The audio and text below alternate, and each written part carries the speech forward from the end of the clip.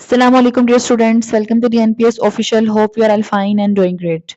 Dear students, आज के हम इस वीडियो में पढ़ने जा रहे हैं चैप्टर नंबर 2 के MCQs. सबसे पहले MCQs है which one of the following results in the discovery of the proton? Cathode rays, Kinal rays, X-rays, alpha particles. So the right answer is Kinal rays. Which one of the following is the most penetrating? Protons, electrons, neutrons, alpha particles. So the right answer is neutrons. The concept of orbit was used by J. Thomson, Rutherford, Bohr, Planck. The right answer is Bohr.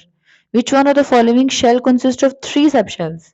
O shell, N shell, L shell, M shell. Right answer is M shell.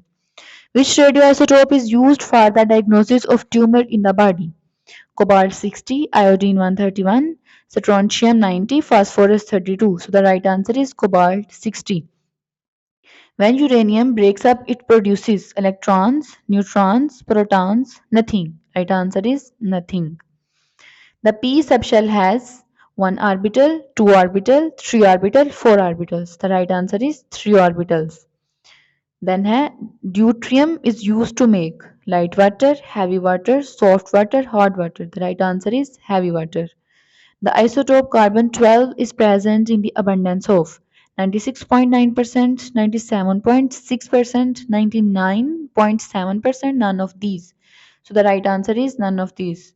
Who discovered the proton? Goldstein, J. Thomson, Neil Bohr, Rutherford. The right answer is Goldstein. So students मिलते हैं next video में. अल्लाह हाफिज़.